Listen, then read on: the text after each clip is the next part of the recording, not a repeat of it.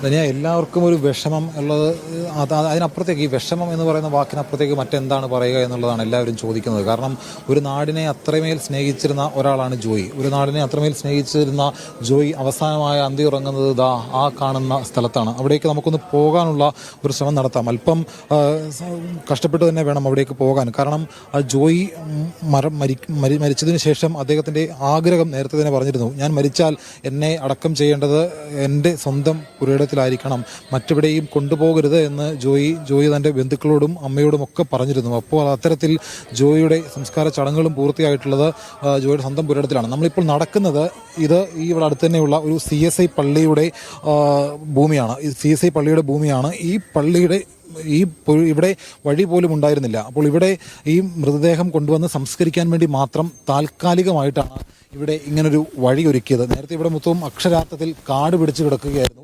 ഈ കാട് പിടിച്ച് കിടന്ന സ്ഥലത്ത് ഈ പള്ളിയും ഇവിടുത്തെ നാട്ടുകാരും എല്ലാവരും കൂടെ ചേർന്നുകൊണ്ടാണ് ഇവിടെ ഇങ്ങനൊരു വഴി ഒരുക്കിയത്. അല്പം നമ്മളിത് ഓർത്ത് നോക്കുക, ഒരു മനുഷ്യൻ മരിച്ചു കഴിഞ്ഞാൽ അദ്ദേഹത്തിന് 6 അടി മണ്ണ് പോലും സ്വന്തമായിട്ടില്ല. 6 അടി മണ്ണുണ്ടെങ്കിൽ പോലും അവിടെ എങ്ങനെ ആ മൃതദേഹം കൊണ്ട് എത്തിക്കും എന്നുള്ള ചോദ്യമൊക്കെ ഈ ജോയിയുടെ മരണത്തോടു കൂടി ഉയരുന്നുണ്ട്. കാരണം ഒരു മനുഷ്യൻ വീട് വെച്ചാൽ ആ വീടിന് വഴിയും സുരക്ഷിതമായിട്ടുള്ള അടച്ചുറപ്പുള്ള വീടുമൊക്കെയാണ് വേണ്ടത്. പക്ഷെ അതൊന്നും ഇവിടെ ഇല്ല. ഒരു തരത്തിലും നീതീകരിക്കാനോ അല്ലെങ്കിൽ വാക്കുകൾ പറഞ്ഞ് ആശ്വസിപ്പിക്കാനോ കഴിയാത്ത അത്രയും ദുരിതവും ദുഃഖവും അനുഭവിച്ച ഒരാളാണ് ജോയി.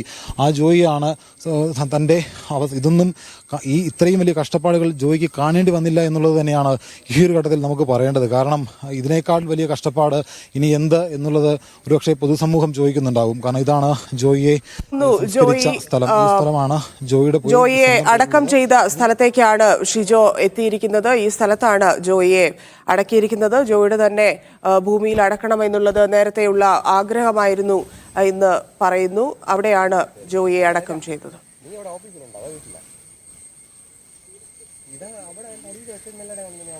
ഷിജോ തുടർന്നോളൂ.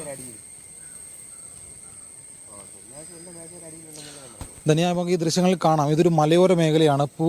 ശരിക്കും ഇതൊരു ഗ്രാമീണ മേഖലയാണ്. തിരുവനന്തപുരം നഗരത്തിൽ നിന്ന് മാറി നെയ്യാറ്റിൻകര മാരായമുട്ടം ഒരു ഗ്രാമപ്രദേശമാണ്. കുറേയധികം നാടൻ ആളുകൾ മാത്രം. ഒരു പ്രശ്നമുണ്ടായാൽ, നാടിന് ഒരു പ്രശ്നമുണ്ടായാൽ അത് എൻ്റെയും കൂടി, ഈ നാട്ടിൽ താമസിക്കുന്ന ഒരാൾക്കൊരു പ്രശ്നം, ഒരു ബുദ്ധിമുട്ട്, അല്ലെങ്കിൽ ഒരു മരണം, ഒരു കല്യാണം, അങ്ങനെ എന്തുണ്ടായാലും അതെല്ലാം എൻ്റേതാണ് എന്ന് സ്വയം കരുതുന്ന ആളാണ്. അതിലൊരാളായിരുന്നു ജോയി.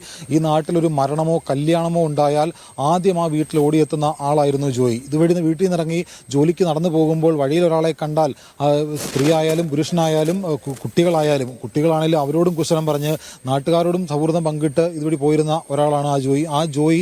ഇവിടുന്ന് പോകുമ്പോൾ നേരത്തെ ഒരു ചേട്ടൻ സൂചിപ്പിച്ചതുപോലെ ഒരു മരണമുണ്ടായാൽ ആ വീട്ടിൽ ആദ്യം ഓടിയെത്തുന്ന ജോയിയാണ്. അവിടെ കുഴിയെടുക്കാനും അവർക്ക് മറ്റു പന്തലിടാനും വേണ്ട എല്ലാ സഹായങ്ങളും ചെയ്തു കൊടുത്തിരുന്ന ജോയിയാണ്. അതുകൊണ്ട് തന്നെയാണ് ജോയി ഈ മണ്ണിൽ നിന്ന് അവസാനമായി പോകുമ്പോൾ ഈ വീട്ടിൽ പന്തലിടാനും കുഴി വെട്ടാനും വഴിയൊരുക്കാനുമായി ഈ നാടൊന്നാകെ ഓടിയെത്തിയത്. കാരണം ഞാൻ നേരത്തെ സൂചിപ്പിച്ചതുപോലെ നമ്മൾ മരിക്കുമ്പോൾ കരയാനും കൂടെ നിൽക്കാനും കരയാനെങ്കിലും ഒരാളെ ബാക്കി വെക്കുക എന്നുള്ളതാണ്. അപ്പോൾ അങ്ങനെ അത്തരത്തിൽ ഒരു നാടിനെ ഒന്നാകെ ചേർത്ത് നിർത്തിയതിന് ശേഷമാണ് ജോയി ഈ ലോകത്തോട് വിട പറഞ്ഞിരിക്കുന്നത്. എന്തായാലും ഈ സ്ഥലം ജോയിയുടെ ഇതിനപ്പുറത്ത് കാണാം. നമുക്ക് ഈ ജോയിയെ അടക്കം ചെയ്തിരിക്കുന്നതിന് തൊട്ടപ്പുറത്ത് തന്നെയാണ് ഇപ്പോൾ ജോയി ആദ്യം ജോയിയുടെ മൃതദേഹം വെച്ചിരുന്ന വീട്. ആ വീടാണ് ജോയിയുടെ ജ്യേഷ്ഠൻ്റെ വീടാണ്. ആ വീടിന് മുകളിൽ കാണുന്ന വീട് ജോയിയുടെ സ്വന്തം ഒറ്റമുറി വീടാണ്. അവിടേക്ക് പോകാൻ എങ്ങനെ പോകും? ഇപ്പോൾ നമ്മൾ ആരെങ്കിലുമൊക്കെ കളിയാക്കിയാൽ വീട്ടിലേക്ക് പോകാൻ സ്വന്തമായിട്ട് വഴി പോലുമില്ല. അത്തരത്തിൽ ഒരു വഴി പോലും ഇല്ലാതെ വേണം പോകാനായിട്ട്. ഇപ്പോൾ ഇവിടെ നിന്ന് വേണമെങ്കിൽ ജോയിയുടെ വീട്ടിലേക്ക് നമ്മളിപ്പോൾ കയറി വന്നതുപോലെ പോകാം. ആ വഴിയും കൂടെ കാണിക്കാമെന്ന് തോന്നുന്നു. കാരണം ഇത് കാണുന്ന ആളുകൾ, ഈ സമൂഹം ഇതുകൂടി കാണണം എന്നുള്ളത് കൊണ്ട് മാത്രമാണ്. കാരണം ഒരു തരത്തിലും ജോയിക്ക് അദ്ദേഹത്തിൻ്റെ വീട്ടിലേക്ക് ഒന്ന് സ്വസ്ഥമായിട്ട് സുഖമായിട്ട് ഒന്ന് കടന്നു ചെല്ലാൻ കഴിയാത്ത ഒരു സാഹചര്യം ഉണ്ടായിരുന്നു. അത്രമേൽ ബുദ്ധിമുട്ട് സ്വന്തം ജീവിതത്തിൽ ഉണ്ടായിരുന്നുകൊണ്ട് തന്നെയാണ് എല്ലാ ത്യാഗങ്ങളും സഹിച്ച് ജോയി ഈ ആമയിഴഞ്ചാൻ തോട്ടിലെ മാലിന്യം നീക്കം ചെയ്യാൻ വേണ്ടി പോയത്. അപ്പോൾ അതിനകത്തൊന്നും ജോയിയെ ഒരു തരത്തിലും കുറ്റം പറയാൻ പറ്റില്ല. കാരണം എന്തിന് ആമയിഴഞ്ചാൻ തോട്ടിലെ മാലിന്യം നീക്കാൻ ജോയി പോയി എന്ന് ചോദിക്കുന്നവരോട് പറയേണ്ട കാര്യം, സ്വന്തമായിട്ട് വീടില്ലാത്തവൻ്റെ വേദന അവന് മാത്രമേ മനസ്സിലാവുകയുള്ളൂ. സ്വന്തമായിട്ട് വീടും വഴിയും ഇല്ലാത്തവന് മാത്രമേ അവൻ്റെ വേദന മനസ്സിലാവുകയുള്ളൂ. ആ വേദനയും ആ ബുദ്ധിമുട്ടും ആ പ്രാരാബ്ദവും തനിക്ക് അറിയാവുന്നതുകൊണ്ട് തന്നെയാണ് ആമയിഴഞ്ചാൻ തോട്ടിൽ കിടക്കുന്ന മാലിന്യത്തെക്കാൾ വലിയ മാലിന്യം തനിക്കൊന്നും പ്രശ്നമല്ല എന്ന് ജോയിക്ക് തോന്നാനുള്ള കാരണം ഈ വീടിൻ്റെ അവസ്ഥയാണ്. ഈ വീടിൻ്റെ അവസ്ഥ ഇങ്ങനെ കിടക്കുന്നത് കൊണ്ട് തന്നെയാണ് ജോയി ഇവിടെ നിന്ന് ഈ ആമയിഴഞ്ചാൻ തോട്ടിലെ ആളുകൾ ഇറങ്ങാൻ മടിക്കുന്ന ആമയിഴഞ്ചാൻ തോട്ടിൽ 47 വയസ്സുകാരനായ ജോയി ഇറങ്ങിയത്.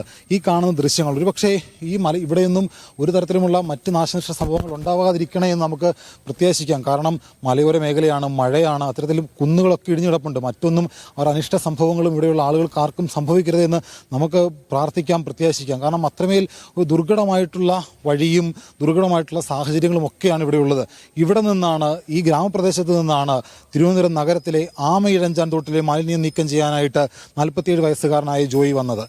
ഈ കാണുന്ന വീട്, ഇതിനെ വീട് എന്ന് വിശേഷിപ്പിക്കാൻ പറ്റുമോ എന്ന് ചോദിച്ചാൽ ഒരുപക്ഷേ മറ്റാരുടെയെങ്കിലുമൊക്കെ കാലിത്തൊഴുത്ത് ഇതിനേക്കാട്ടിലും സുന്ദരമായിരിക്കും. കാരണം അത്രയും മോശമായിട്ടുള്ള ആ ഒരു വീട്ടിലാണ് ജോയിയും ജോയിയുടെ അമ്മയും 75 വയസ്സുകാരിയായ ജോയിയുടെ അമ്മ മെൽഹിയും അതുപോലെ 47കാരനായിട്ടുള്ള ജോയിയും അന്തി ഉറങ്ങിയിരുന്നത്. ഈ വീട്ടിൽ എവിടെയാണ് അടച്ചുറപ്പ്?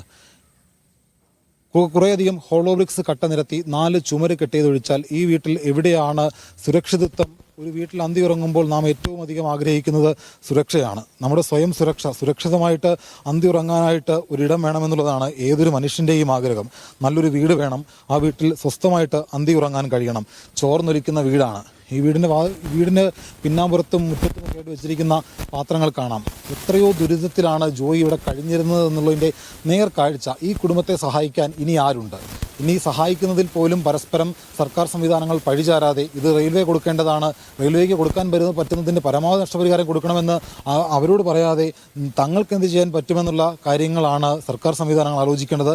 ജോയിയെ സഹായിക്കാൻ കഴിയുന്ന അത്രയും ആളുകൾ ജോയിയെയും ഈ കുടുംബത്തെയും സഹായിക്കണം. ഈ സമൂഹം വരുത്തിവെച്ച വിന കൊണ്ടാണ് ജോയി മരിച്ചത് എന്നുള്ള തിരിച്ചറിവ് ഈ സമൂഹത്തിന് കൂടി ഉണ്ടാകണം. എങ്കിൽ മാത്രമേ ജോയിയെ സഹായിക്കാൻ നമ്മളും ബാധ്യസ്ഥരാണ് എന്നുള്ള കാര്യം കൂടി നാം തിരിച്ചറിയേണ്ടതുണ്ട്. അത്തരത്തിൽ സർക്കാർ സംവിധാനങ്ങൾ ഫലപ്രദമായിട്ട് ഇടപെടണം. സർക്കാർ സംവിധാനങ്ങൾ ഫലപ്രദമായിട്ട് ഇടപെട്ടാൽ മാത്രമേ 75 വയസ്സുള്ള ജോയിയുടെ അമ്മയെ സമൂഹത്തിന് ചേർത്ത് പിടിക്കാൻ കഴിയുകയുള്ളൂ. ഇതിലും ജോയിയുടെ വീട്ടിലേക്ക് വരാനുള്ള വഴി ഈ കാണുന്നതായിരുന്നു. നമ്മളിപ്പോൾ വന്നത് മറ്റൊരു വഴിയാണ്. ജോയിയുടെ മൃതദേഹം പൊതുദർശനത്തിൽ വെച്ച വീട് ഇതാണ്. ഈ വഴി ഈ കാണുന്ന വഴി ഇതൊരു വഴിയായിരുന്നു, പടിക്കെട്ടുണ്ടായിരുന്നു.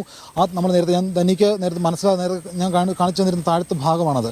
അവിടുന്ന് ഈ ഭാഗം മുഴുവൻ പൂർണ്ണമായിട്ട് ഇക്കഴിഞ്ഞ മഴയിൽ ഇടിഞ്ഞു പോയി എന്നുള്ള കാര്യമാണ് നാട്ടുകാർ പറയുന്നത്. ആ വഴി പൂർണ്ണമായിട്ട് ഇടിഞ്ഞു തകർന്നിരിക്കുകയാണ്. ഒരു വഴിയില്ല. ഒരു വീടുണ്ടായിരുന്നുവെങ്കിൽ ഇതൊരു വീടായിരുന്നു എങ്കിൽ ഈ വഴിയിലൂടെ കയറി വരാമായിരുന്നു. പക്ഷേ ഇവിടെ ഇങ്ങനെ 4 ചുമരുകൾ കെട്ടിയിട്ടിട്ട് ഇതെൻ്റെ വീടാണ് എന്ന് ജോയി പറഞ്ഞ് ജോലിക്കിറങ്ങുകയാണ്. ഇവിടെ അമ്മ സുരക്ഷിതയായിട്ടിരിക്കുമെന്നുള്ള വിശ്വാസത്തിലാണ് ജോയി ഇവിടുന്ന് ജോലിക്ക് പോയിരുന്നത്. അങ്ങനെ പോയി ഈ വീട്ടിൽ വെച്ച് അമ്മയോട് യാത്ര പറഞ്ഞു പോയ ജോയി പിന്നീട് തിരിച്ചു വരുന്നത് ഈ വീട്ടിലേക്കല്ല. ഈ വീട്ടിലേക്ക് ജോയിയെ കൊണ്ടുവന്നാൽ പോലും ഇങ്ങനെ ചേതനയേറ്റ ജോയിയെ ഈ വീട്ടിലേക്ക് കൊണ്ടുവരണമെന്ന് ആഗ്രഹിച്ചിരുന്നുവെങ്കിൽ പോലും ഇങ്ങോട്ട് കൊണ്ടുവരാൻ കഴിയുന്ന സാഹചര്യമായിരുന്നില്ല. കാരണം ഒരുപക്ഷെ ജോയിക്ക് അങ്ങനെ ഒരു ആഗ്രഹം ഉണ്ടായിരുന്നുവെങ്കിലോ എന്ന് സമൂഹം ചിന്തിക്കണം. കാരണം ജോയി പറഞ്ഞിരുന്നത് തൻ്റെ സ്വന്തം പുരയിടത്തിൽ തന്നെ അന്തി ഉറക്കണം, തനിക്ക് അന്തി ഉറങ്ങേണ്ടത് സ്വന്തം പുരയിടത്തിലാണ് എന്നുള്ളതാണ്. അങ്ങനെ അത് ഒരുപക്ഷെ അതല്ല, തൻ്റെ ഈ വീട്ടിലേക്ക് തന്നെ കൊണ്ടുവരണമെന്ന് ജോയി എപ്പോഴെങ്കിലും ഒരാൾ മരിക്കുമ്പോൾ തൻ്റെ സ്വന്തം ഭൂമിയിൽ താൻ വെച്ച വീട്ടിൽ ഒന്ന് തന്നെ അവസാനമായി കിടത്തണമെന്ന് നാം ഓരോരുത്തരും ആഗ്രഹിക്കാറുണ്ട്. തൻ്റെ സ്വന്തം ഭൂമിയിലായിരിക്കണം, തൻ്റെ സ്വന്തം വീട്ടിലായിരിക്കണം താൻ അവസാനമായി കിടക്കേണ്ടതെന്ന് നാം ഓരോരുത്തരും ആഗ്രഹിക്കുന്നതാണ്. അങ്ങനെ ജോയി ആഗ്രഹിച്ചിരുന്നുവെങ്കിൽ അതിന് ഈ സമൂഹത്തിന് കഴിഞ്ഞില്ല എന്നുള്ളത് നാം തിരിച്ചറിയേണ്ടതാണ്. ഈ വീട്ടിലേക്ക് ജോയിയെ എങ്ങനെ കൊണ്ടുവരും? ആകാശത്തൂടെ കെട്ടിയിറക്കാൻ പറ്റുമോ? അങ്ങനെയുള്ള ചോദ്യങ്ങൾ ഉയരുന്നുണ്ട്. പക്ഷേ ഈ വീട്ടിലേക്ക് കൊണ്ടുവന്നാൽ വെക്കാനൊരിടമില്ല, കയറി വരാൻ വഴിയില്ല. ദുരിതപൂർണ്ണമെന്ന് നമുക്ക് പറയാവുന്നതല്ല, കാണിച്ചു തരാവുന്ന